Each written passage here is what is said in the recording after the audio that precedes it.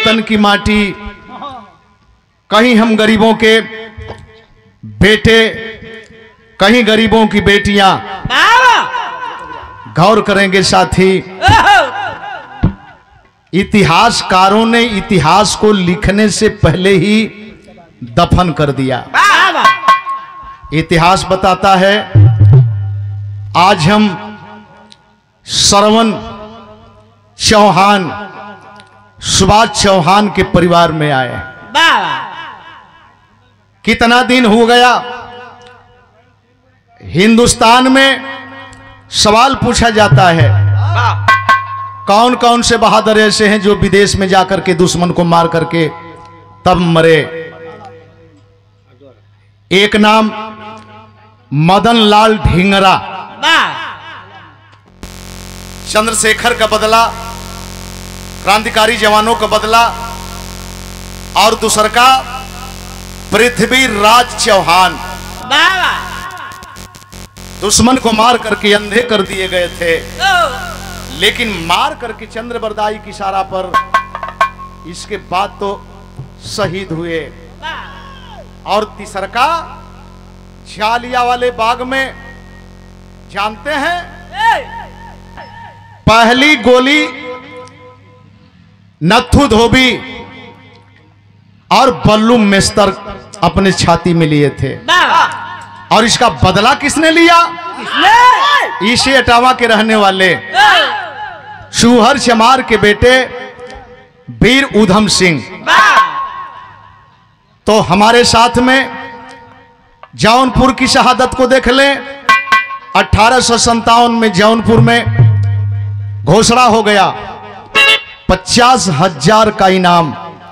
आज कई करोड़ों है, जब 1 आना 2 आना में गाय और भैंस 5 लीटर दूध देने वाली बिकती थी। तो उस बहादुर के नाम पर इनाम रखा गया।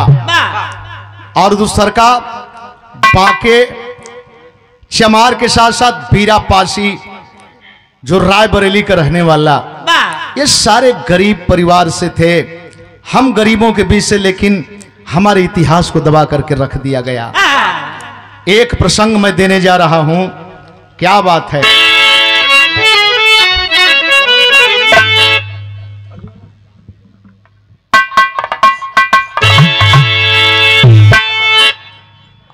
अल्लाह करम तू करना,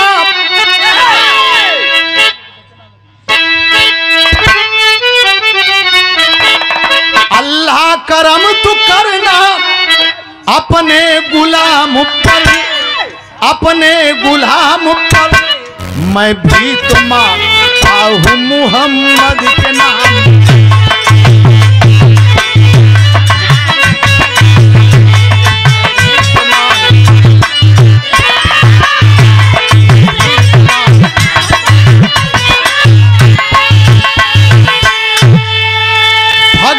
पाक पाजी ना तेरा गुजारा, ना तेरा गुजारा, हम हिंद के सिपाही कश्मीर हमारा।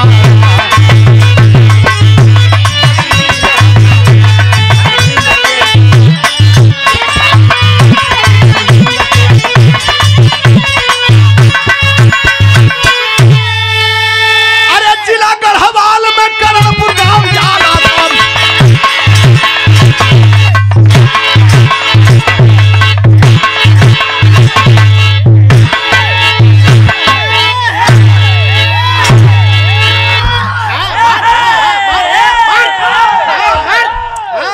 बर्थडे में से आवत था, बर्थडे में से, हाँ बर्थडे में से आवत था।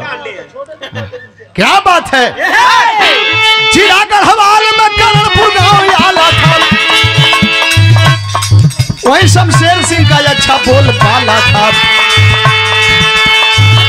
बेटा रही हिम्मत सिंह फौजी जवान है, तैनात जम्मू चौकी पर भारत की शान है। आया है घर पर नाहर फौजी रुआबले, शादी किया गौरी से दिल में गुलाब ले। अभी सुहाग रात पर सूरज की छाया है, तभी सीमा से नाहर को संदेश आया। लिखा था तार में तू जल्दी से आना फौजी, लिखा था तार में तू जल्दी से आना फौजी, दाग से दामन भर माँ का बचा ना फौजी।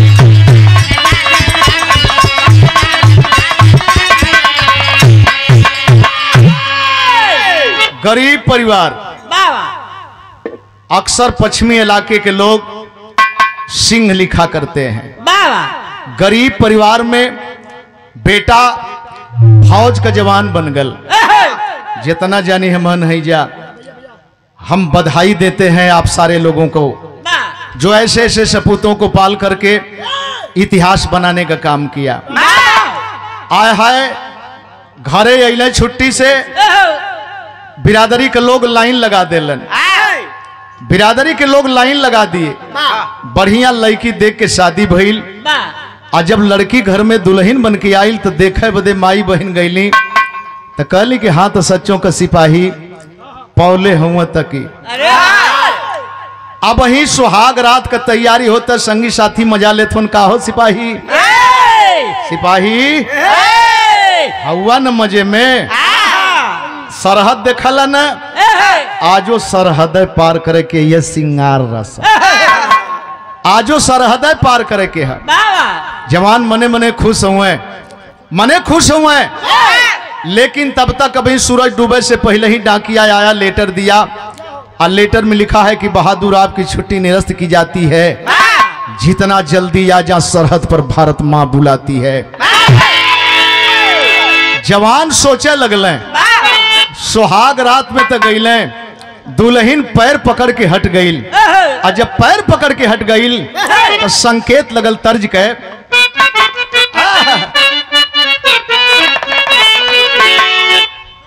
रतिया हाँ तनी से मुलायम दा, रतिया सुहाग वाली फौज निभावला। ई तर्ज हो कोरी कह तारी अब सासु दहियार जमावली, अमृत डालली जोरा नवा राधा हो, काधा मन मोहे।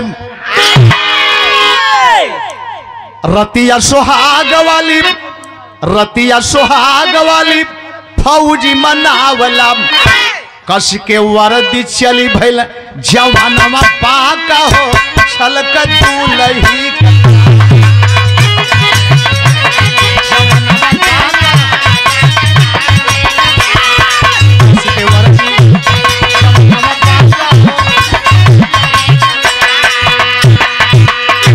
पैर पकड़ के हटत ही कल है, रतिये भर खेलब, सवेरे हमके देश सेवा में जाए के हा। लेकिन एक बात दुल्हन हंस के कहती है, विदा कैली गौरी उतारी के रतिया, हमारा से नीक इधर तिया कमटिया।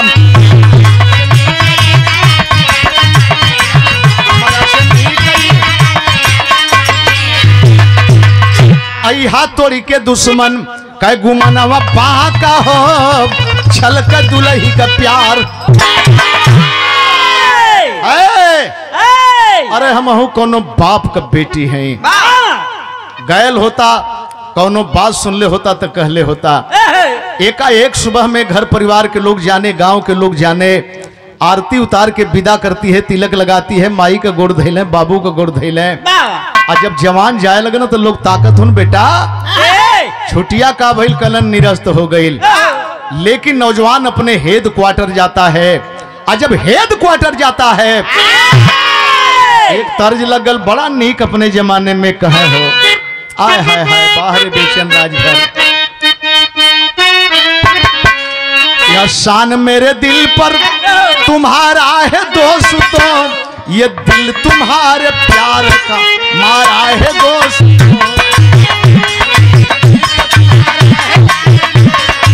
तुम्हारे प्यार का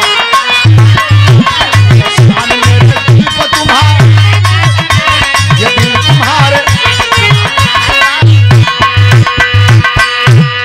आया है द क्वार्टर ले उछाही बहादुर, आया है द क्वार्टर ले उछाही बहादुर, वर्दी में सज के देश का सिपाही बहादुर। वर्दी में सज के देश का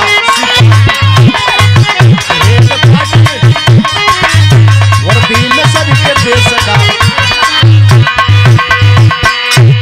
पंकज रमेश रोशन नाहर है नौजवान, नाहर है नौ पंकज रमेश। हिम्मत सिंह के अब साथ है नासिर बने तूफान,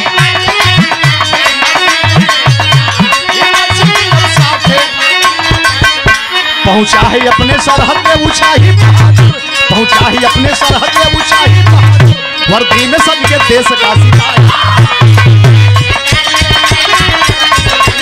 देश का सरहद में ऊंचाई।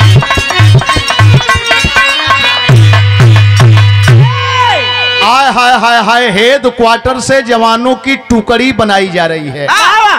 6 जवानों की टुकड़ी, और 6 जवानों में एक जवान को नायक के रूप में, उस टुकड़ी का नायक कौन था? नासिर मुसलमान। बड़ा दर्द होती है ये बात के कहे में कि अगर एक अगर मुसलमान है तो उस पर अंगुली उठाई जा रही है। दोषी है पाकिस्तान से मिला होगा, और जे दोषी हो पर अंगुलियां न उठावल जाती, जेकर पूरा टोटल हितैये मिताई है वही जन, ओकरी पर अंगुली ना उठावल जाता। 6 जवानों की टुकड़ी बनाई गई और 6 जवानों को सुसज्जित किया गया हथियार से लैस। 4 जवानों को एक तरफ से, 2 जवानों को एक तरफ से, एक लाइन संकेत था।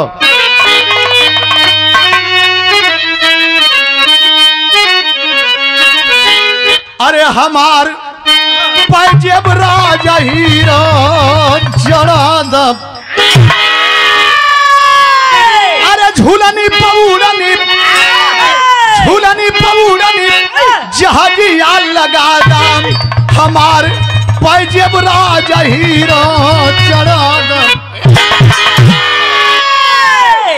आय हाय हाय हाय हाय, मेहरारू को बड़ी लंबी आकांक्षा होले, और बिटिया से सुने के बलल कि गुरुजी इनके अचंभा भइले कि ये भाई हो गीतिया गाय देते हैं।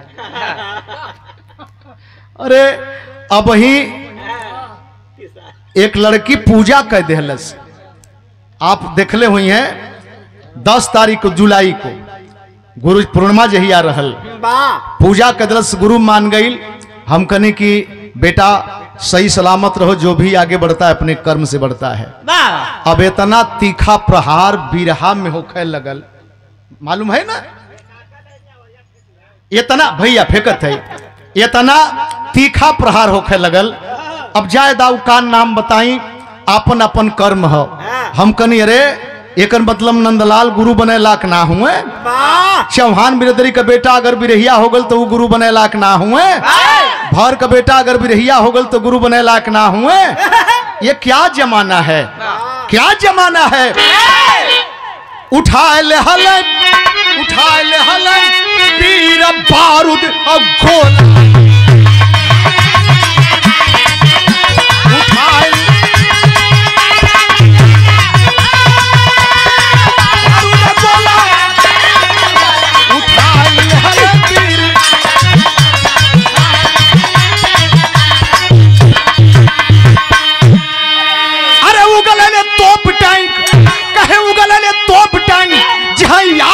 सोला उठाए ले हल पीर बारूद,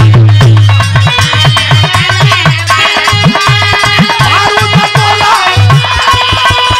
बारूद उठाए ले हल।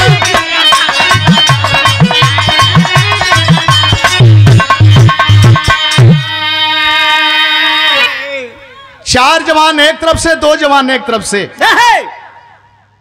भैया अनमोल ई पोस्ट है, अब प्रमुखी लड़के एक मिसाल, एक इतिहास कायम कर दिली। प्रमुखी लड़के की गरीब का बेटा पैसा नहीं है तो इसका मतलब जो चाहे वो खरीद ले, जो चाहे उठा ले। न नंदलाल को उठा पाओगे, न नंदलाल रवि को खरीद पाओगे। बड़ा कोशिश भइल, पैसा लेला, कितना लेला, खर्चा भयल है। हम कनी पैसा से ई खर्चा ना आई, जनता हमके दे ले, ओसे खर्चा आ जाई। लेकिन समर्पण ये नंदलाल रवि के जेहन में न 2000 सन में था न आज है। आए है जवान करीब में गए, देखते हैं कि दुश्मन बड़ी ऊंचाई पर है। अगर हम चढ़ाई करते हैं तो दिन में देखे जाएंगे, हमको दुश्मन गोली मार देगा। अश्विनी कुमार के साथ ही यह भयल है, अगर हम रात में चढ़ते हैं तो दुश्मन हमको नहीं देखेगा, और जब तक इसके करीब में नहीं जाएंगे तब तक हम इसका कुछ बिगाड़ नहीं पाएंगे। चाहे कारगिल घाटी, चाहे गलवान घाटी, चीन का गलवान घाटी और पाकिस्तान की कारगिल घाटी, दोनों बड़ी ऊंचाई पर है। आय हाय हाय है, जब नजदीक के गेलन तब बिरहा में कब्जी भाव दिलन।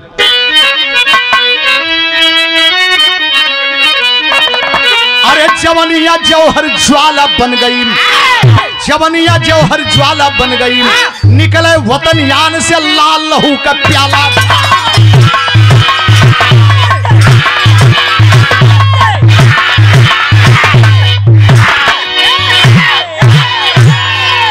कई हजार ऊंचे फीट ऊपर से दुश्मन निशाना साधे हैं।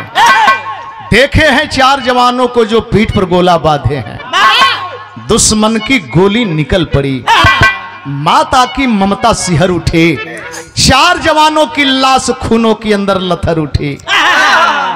2 जवान हो गए लुप्त, ना इनका अब कुछ पता चला। 7 दिन तक हुई खुजाई गम में भारती वीर भला।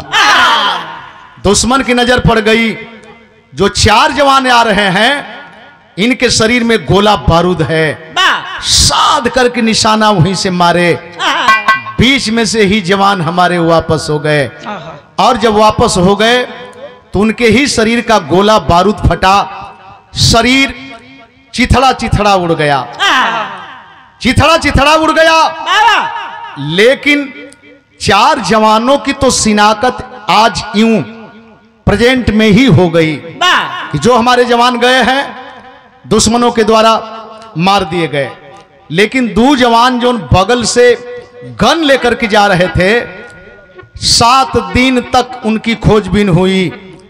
परेशान होकर के हमारे देश के अफसर इस बिंदु पर आ गए, गोला बारूद फटा होगा, पहाड़ी उड़ी होगी, लग रहा है कि उसी पहाड़ी में दब करके कहीं जवान मर गए होंगे। 8वां दिन उनके भी घरे खबर पहुंच गई कि जवान है नहीं, शहीद हो गए। लेकिन जब घरे खबर गई हो भैया, इलाका का लोग होत कहा, अरे माई सिखवली नाम, माई सिखवली न सहुरव जनाला से नूरावा, दुल्हा धीरे से ढाला,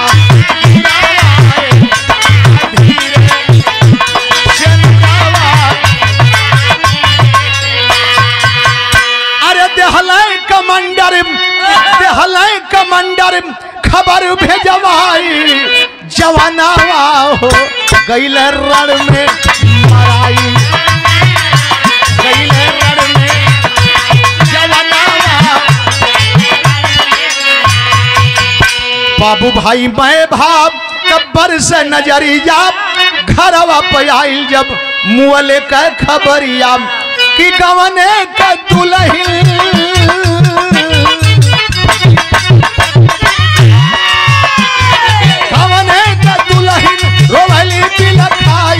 सजनवा रण में मराई,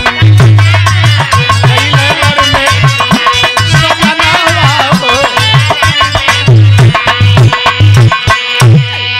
पूरा इलाका गमगीन हो, दरवाजे पर सारे लोगों के पलक भेजल है, परिवार के लोगों का हालात बेहाल है। वो जो नई नबेली दुल्हन आई है, दंतवा लग जाए, पानी छिड़क छिड़क के होश में लिया मैं, कैसे होकर बीती भगवान, कैसे एकर बीती। लेकिन एक चीज बताई, हमहन में कितना बड़हर दाग है। कितना बड़हर दाग हो, वो दाग के हमहन न छोड़ा पावत है। एक दिन बीतल, 2 दिन बीतल, 3 दिन बीतल, 4 दिन बीतल, 5वां दिन आखिरकार परिवार में बहुत बड़ा विघटन हो गया। परिवार का रूपरेखा ही बदल गई। और जब रूपरेखा बदल गई तो एक तर्ज हम माई बहन का गीत है।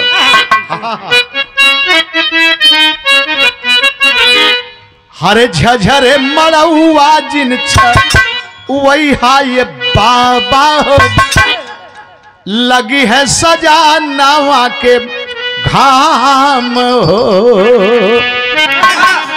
लेकिन मैं भारो वही ले या सब नहीं पतो हिया हो, मैं भारो वही ले या सब नहीं पतो हिया, बेहलस मर पागी आऊ यार हो, मैं भारो वही ले नहीं पतो, बेहलस मर पागी मार घर आवे घर में डाहे पपीनिया हो, मार घर आवे घर में डाहे पपीनिया, पहले बघरवा से निसार हो, मार घर आवे घर डाहे पहले बघरवा। 5वां दिन एकाएक सास केस पकड़ी, जबरी से घसीट करके उस दुल्हन को घर से बाहर कर दी। पूरा गांव वाला जुट गई। ई का होता अपनी में लोग बतियावे, अपनी में लोग बतियावे कि आखिर में एकर दोष का हो, एकर गलती का हो ना, ई ठीक ना हो। लेकिन केहू को हिम्मत ना हो कि कम से कम कह दे कि रे भाई इसका क्या दोष है। गांव वाले को देख करके परिवार के लोग कुछ उठपटांग बोले, चले जाइए मेरे दरवाजे से, मेरा घर उजड़ गया, लोग मजाक उड़ा रहे हैं। लोग अपन रुख दूसरे तरफ कर ले। बिटिया रानी वो भी किसी की बेटी है, पल्लू हट गया, चारों तरफ ताक रही है, झर तर आंखों से आंसू चल रहा है, लेकिन समझ गई कि मेरी मदद करने वाला कोई नहीं है।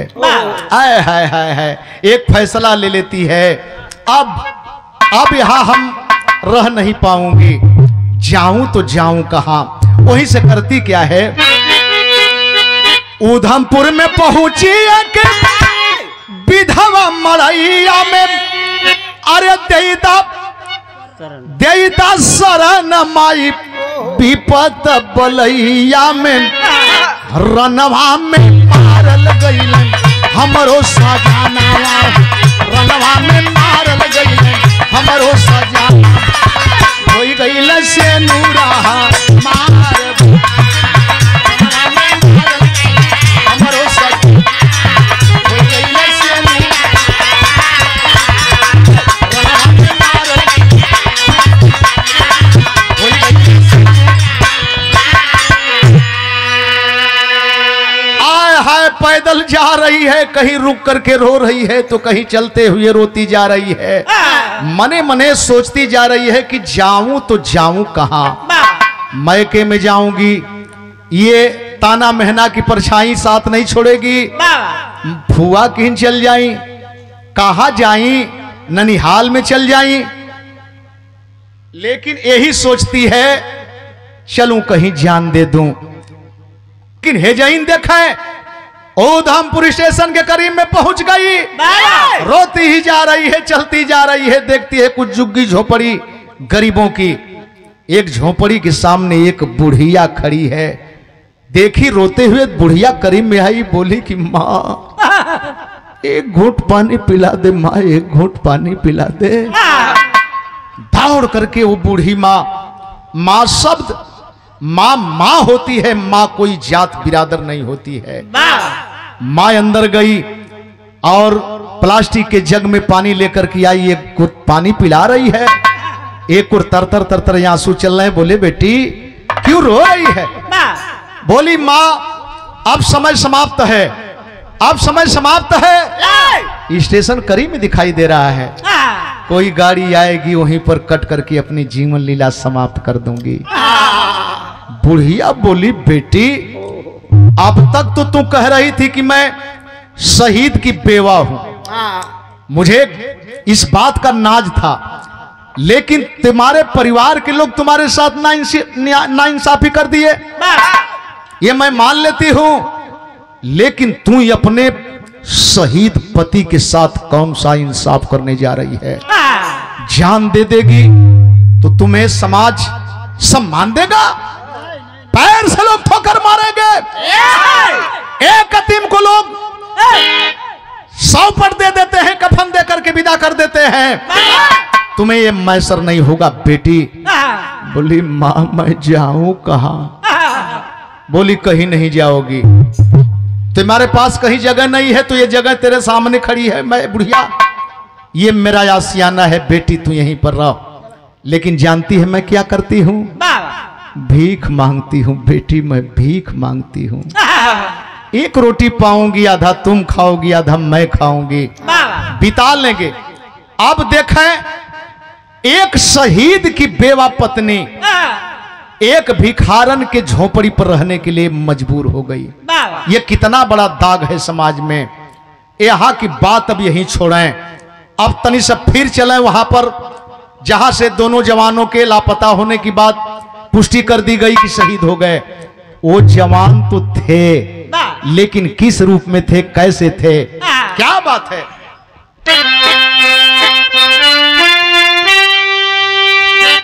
बारूदा का गोला छूटल, बारूदा का गोला छूटल, अरे धुआं घू घू वही पहाड़वा ऊपर, वही पहाड़वा ऊपर दोनों शेरवा हे रहील, वही पहाड़वा ऊपर दोनों शेरवा हे रहील, वही पहाड़वा।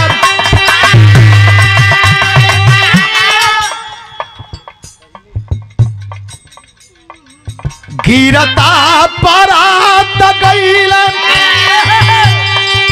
गिरत पारत गईल झेलम नदिया के किनारवा, वही पहाड़वा ऊपर, ओ पहाड़वा ऊपर पहल पानिया के धारवा, वही पहाड़वा ऊपर पहल पानिया के धारवा, वही पहाड़वा।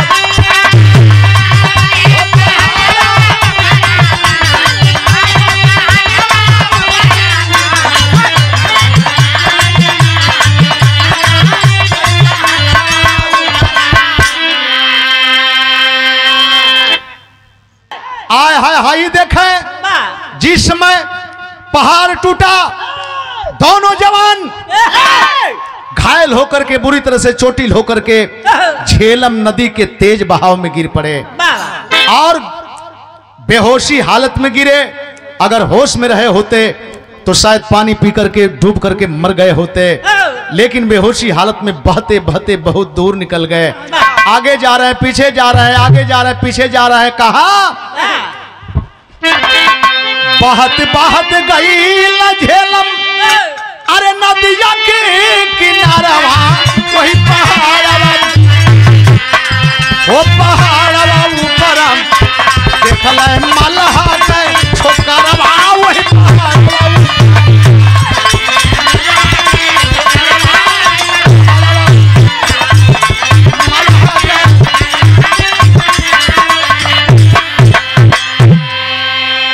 बहुत दूर निकल गए, इतना दूर निकल गए, इतना दूर निकल गए। बताया जाता है कि 50 किलोमीटर की दूर पर कैसे कोई आगे कोई पीछे तेज बहाव है झेलम का। आय हाय हाय हाय। और वहां पहुंचे जहां की एक मल्लाह का बेटा नौजवान अपनी नैया लगा करके खड़ा है। नजर पड़ जाती है, अरे ये वर्दी में, ये तो पुलिस वाले हो सकते हैं। और मल्लाह का बेटा वो है कहां का? वो भारत का नहीं है, न पाकिस्तान का है, चीन का रहने वाला है। जिसका नाम मामट बताया गया। और जब मामट देखा तो क्या कहा, वह संयोग लगल, अरे बारी उमर कमर लचकनिया, बारी उमर कमर लचकनिया, गोरी भरल हुरी चकनिया, गोरी का झूला झूलनिया, गोरी भरल हुरी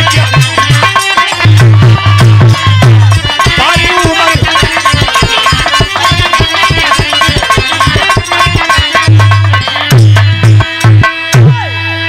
मिर्जापुर में ओके 2-3 भाव में गावल जाला।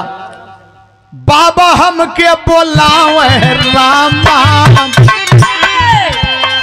बाबा हमके बोलावे पानी के बहानवा हो सजनवा, कैसे आई बहरवा के बहानवा हो।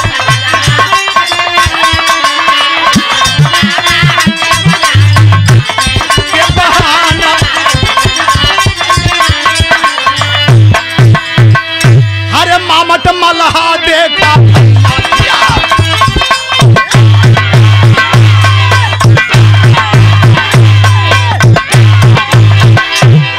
अरे मामट मलहा देखा भैया, वही समाइया हो पटोहिया, भदे जगह सिपिया।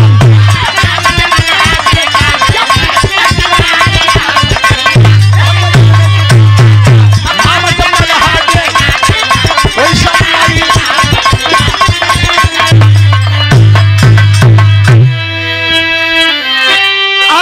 खींच के उन्हें किनारे लाया,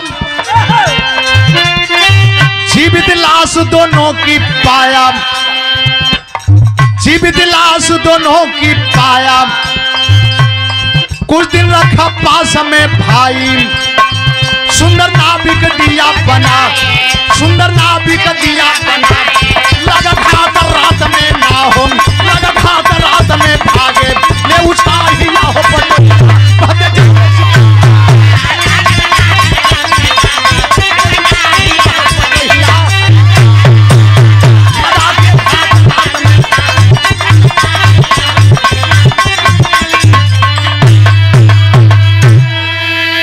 वर्दी में मामट इस पोजीशन को देख करके भाप गया। नैया दौड़ा करके पहले तो लादा, और लाद करके जब बाहर लाया तो उसे एहसास होने लगा कि दोनों जिंदा हैं। अभी प्राइवेट नर्सिंग होम में ले गया, दोनों को भर्ती किया। और जब दोनों अपने अपने बेड से ताकने लगे, उठ करके बैठे तो दूर से इशारा करता है, बोलने का नहीं, बाहर निकलो। और जब बाहर दोनों निकलते हैं, फौजी तो बोला, तुम तो भारतीय फौजी लग रहे हो। हाँ भैया। कहा कि जानते हो मैं कौन हूं? मेरा नाम मामट है, अच्छा व्यवसायी हूं, मछली की धंधा चलती है। और सुनो, तुम्हारा भारत उधर है, पाकिस्तान इधर है, और चीन में आकर के अब निकल करके जाना तुम समझ सकते हो कि कितना भारी है या कितना हल्का है। दोनों जवान नहीं बोले, शांत हैं, चुपचाप पड़े हैं। सुनो, फौजी हो, जिंदगी जीना चाहते हो या मरना चाहते हो? कौन नहीं कहेगा कि हम जीना चाहते हैं? कौन नहीं कहेगा हम जीना नहीं चाहते हैं? बोले भैया कहना क्या चाहते हो? कहला कि अब मेरे पास मेरे धंधे में हाथ बटाना है, और सुनो खर्चा दे दूंगा, कपड़ा दे दूंगा, तनख्वाह नहीं दूंगा, लेकर के ही क्या करोगे? वाह रे वाह, भारत के दोनों फौजी आज रोटी के लिए मजबूर होकर के यस कर दिए। ठीक है भैया, अपने साथ में रह करके काम करने लगा। और दोनों जब अच्छे चालक हो गए, जब दोनों अच्छे चालक हो गए, एक दिन उस बात को याद करते हैं जो संविधान के पहले बाबा साहब ने कहा था, 100 साल जिल्लत की जिंदगी से बेहतर 100 दिन इज्जत की जिंदगी जी लेना। केवल व्यक्तिगत नहीं कहा था, हर समाज के लोगों के लिए कि जिल्लत की जिंदगी से बेहतर इज्जत की मौत होती है। दोनों जवान आपस में सोचत हुन कि हमहन भारत का फौजी और जिल्लत का रोटी खात है। आज हम इसके चंगुल से बाहर हो गए और मध्य रात्रि में दोनों बहादुर देखें करते क्या है। क्या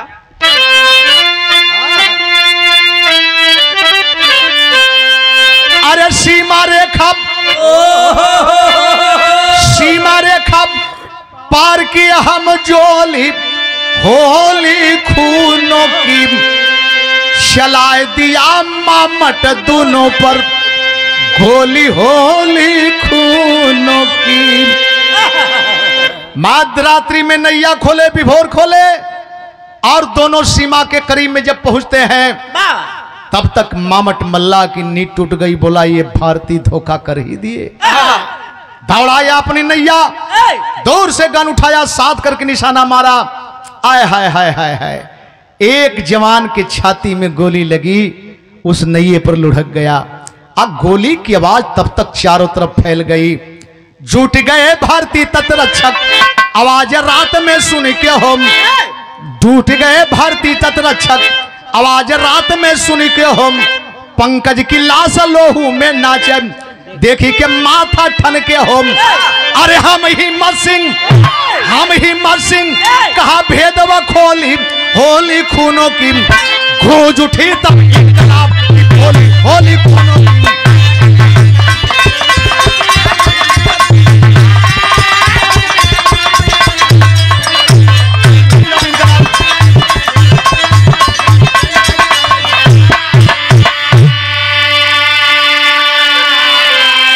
गोली की आवाज भारतीय तटरक्षक के बहादुर सुने, पड़े हवाई फायरिंग करते हुए नैया को चारों तरफ से घेर लेते हैं। जब घेर लेते हैं तो हिम्मत सिंह की हिम्मत बढ़ गई। आए हाय, जवानों को देखा तो बोला जय हिंद। जय हिंद कहने वाला कोई भारतीय हो सकता है। आज हम नजदीक में गए, मामट कुशल चालक था, निकल गया बच के। लेकिन जब करीब में गए हकीकत को जाने, बोले अरे वाह, 6 में से 2 बचे और 2 में से 1। जल्दी में गाड़ी में उठाना चाहते हैं, हॉस्पिटल की तैयारी करते हैं। तब तक पंकज की दम टूट गई। अब पंकज की जब दम टूट गई तो गाड़ी में उठा करके हेडक्वार्टर से गांव मुकामी लाया गया। एक बार जब लोग जाने के अरे इतना दिन के बाद खबर तो पहलवे आ गई हल, लेकिन आज वही जियत रहा और ये पीरियड में शहीद भइले। पहले तो शहीद हो ही गल न, लेकिन बचले के बाद भी शहीद हो गई। आय हाय हाय हाय, गांव मुकामी में चिता पर लाश रखी गई। जवान सलामी लिए, परिवार के लोग मुखाग्नि दिए, लेकिन धू धू करके चिता जलने लगा। कुछ देर के बाद ये राखी के रूप में जब परिवर्तित होता है, मेरे दोस्त जवान सलामी लेकर के फिर अपनी गाड़ी में बैठते हैं, वापस तैयारी करते हैं। लेकिन गौर करेंगे मेरे बाबूजी, होता है क्या।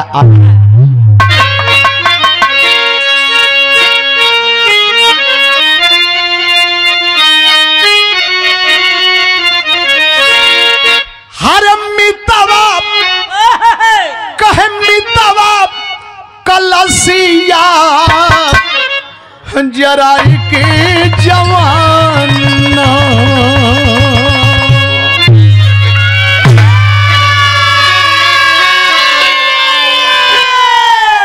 पहुंचा उधमपुर स्टेशन की ओर।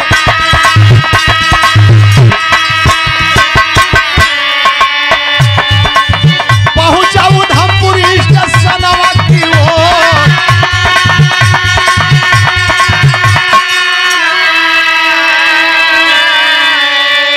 गाड़ी उधमपुर स्टेशन जब फौजियों की पहुंचती है तो गौर करेंगे, याद आ गया। हिम्मत सिंह बोला, दोस्तों मेरा घर यहां से कुछ ही दूर है, प्लीज हमको यहीं पर उतार दिया जाए, हम चले जाएंगे जवानों। जवान बोले जैसी इच्छा हो जवान, जैसी इच्छा। उतार करके हिम्मत सिंह को जवान गाड़ी लेकर के चल देते हैं और हिम्मत सिंह बाहर से उतर करके अंदर जब स्टेशन के अंदर प्रवेश करते हैं, पहले ही प्लेटफार्म पर जब पहुंचते हैं तो गजब हो गल हो भैया। अरे तया चरा में लाल लई के मांगत रहली भिखिया, फैला के समहनवा अचारवा कको।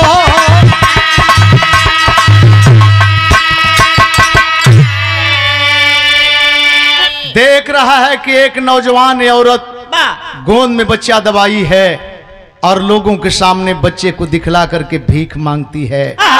अब ही नजर पड़ल, पलक गिरल, तबले गजब हो गल। हर तब पहुंच गई हिम्मत सिंह के पास में बवरिया, देदा कुछ बाबू कई हाथवा के चोर।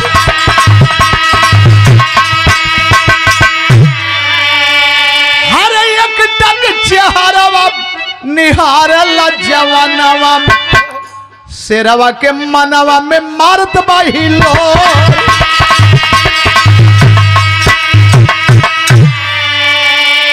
अरे हम सकल लगैल जैसे गौरी मोर दुल्हिया, दोनों अखिया से देखा चल दहलो।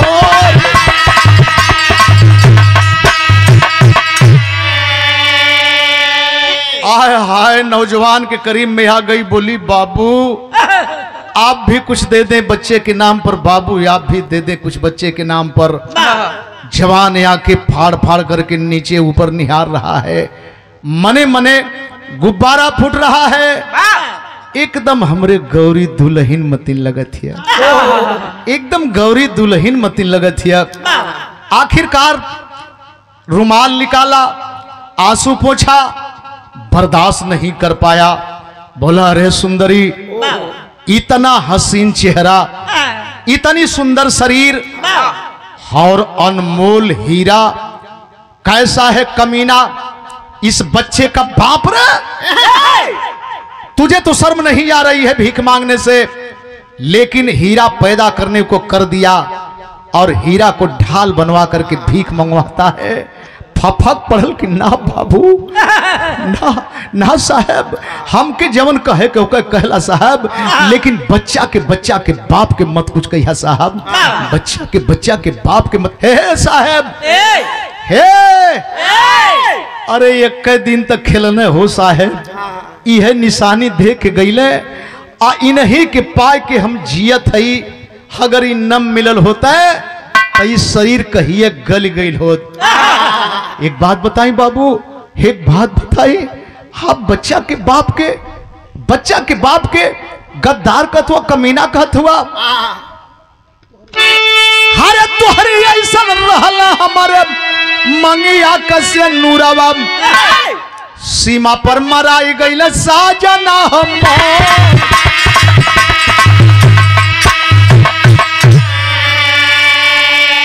हे बाबू जब तैयारी कह के पहिर वही के जाए लगन तो एकदम राहु रो मती लगे साहब, लेकिन हम अभागन हो बाबू। एक दिन खेलली, एक बाद हम हमेशा के लिए विधवा हो गईली। जवान इस बात को सुना, अबाक है, नहीं बर्दाश्त कर पाया, बोला सुंदरी तेरा नाम क्या है रे? का करबा बाबू, हमार नाम पूछ के का करबा? एक और मना भी करत है, एक बेर बकी देहलस। हरे नौआ पा गौरी मोर करणपुर ससुररिया, मैं भमाई कई गईली ही यारवा कठोर।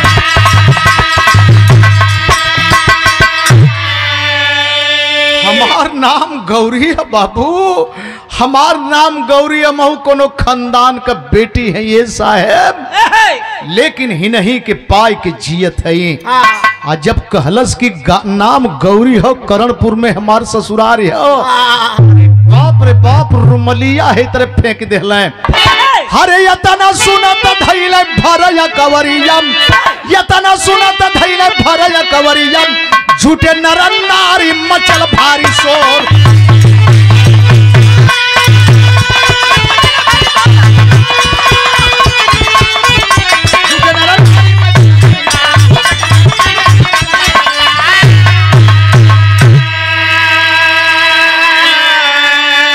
रुमलिया फेंक के अखबारी में दबौले, कहले गौरी अरे तू जिंदा है और इस पोजीशन में यहाँ है गौरी? मैं जिंदा हूँ, मैं जिंदा हूँ, मैं तेरा हिम्मत सिंह हूँ गौरी, मैं तेरा हिम्मत सिंह हूँ। तब लेता प्लेटफार्म पर भीड़ जुट गई, जितना यात्री हुए उत जुटबे कैले। जवन दुकानदार रहले ऊ दौड़ले, आंसू पोछत दौड़ले, कहले का अपनी बतिया उथन का कहत रहल गल है कि भीख मांगे वाली ना हो। बात पर्दा पे आ न गई, बात पर्दा पे आ गई। आए है वही में आंसू पोछत हूँ, रोते कुछ लोग बक दिले। का बकले?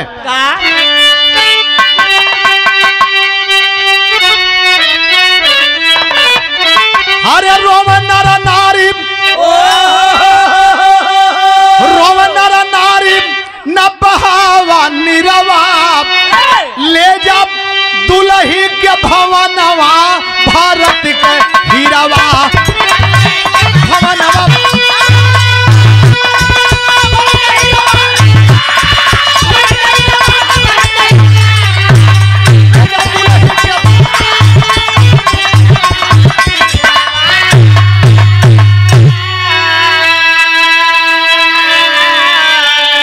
एक थे प्राइवेट कार लोग मंगौले, दूसरा फोन करके खल है मेजर साहब हमन सब कुछ जान गई, पहले घरे जा। बीबी और बच्चा लेके अइले भवनवा, जाके माई मैं भाग चूमल चरणवा।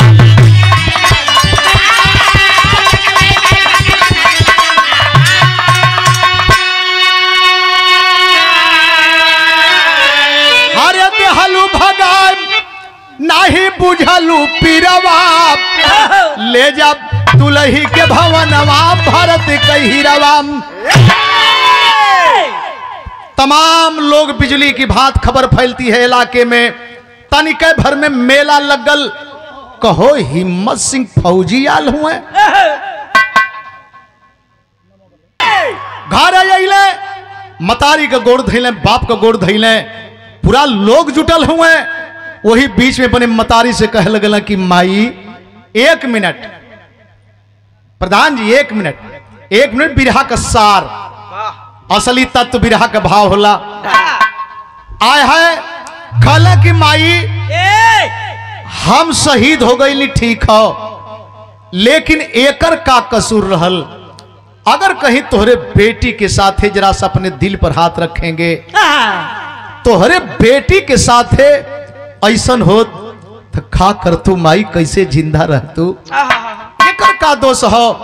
और तू औरत होके, मतारी होके, नारी होके, एक नारी का पहचान ना कह पौलू माई, एक नारी का पहचान ना कह पौलू। तोहरे दिमाग में तो लालच आ गई कि बेटा मर गयल, तई दूसरे का बेटी हो, ई हमरे घर में रह के हमरे कपार पर बोझ बनी।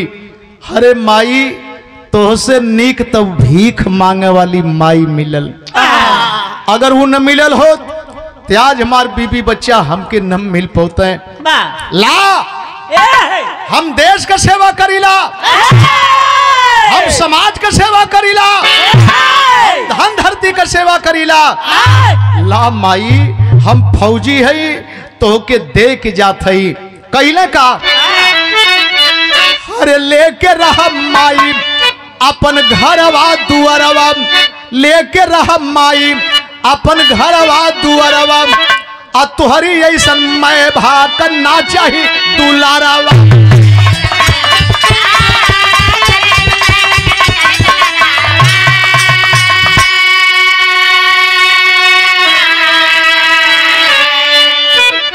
बाबा साहब एक ऐसे व्यक्ति, ऐसे ही ना लोग नाम लेते हुए, ऐसे व्यक्ति थे कि हर लोग अपमान करना चाहे, लेकिन जिन लोगों ने बाबा साहब का अपमान किया, बाबा साहब ने अपमान के बदले अपमान नहीं बल्कि सम्मान करने का काम किया।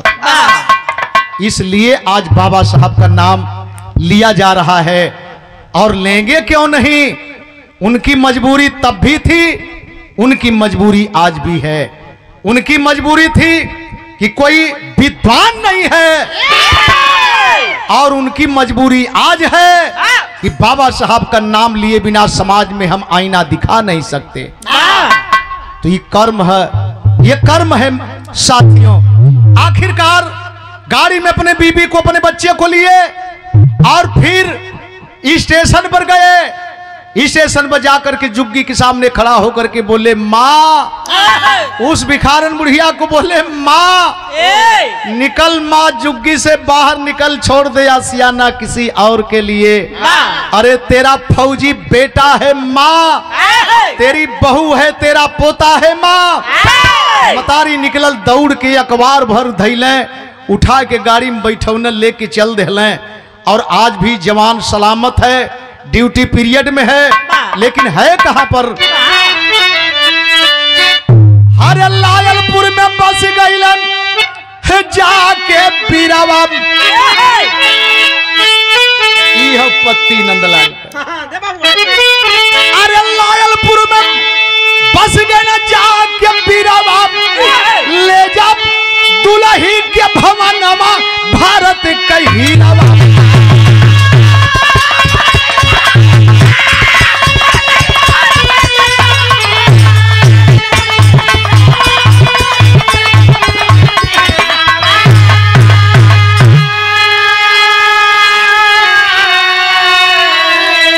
लायलपुर में जहां सुखदेव तीन मूर्ति की फांसी हुई थी, उसमें से सुखदेव साहब का ननिहाल है। उसी लायलपुर में जवान स्थान बनाए, आशियाना बनाए और उस बुढ़िया माँ को हृदय से लगा करके पूजा करके आज भी रखे हैं। यह देश के गरीबन का इतिहास। गुरु बिहारी, गुरु गणेश, गुरु रामलाल मन भाए, विमल चंद्रिका कवि केशव बच्चन भी शीश नवाए। अरे जवनिया जौहर ज्वाला बन गई, जवनिया जौहर ज्वाला बन गई, मुसाफिर नंदलाल जब केशव का माला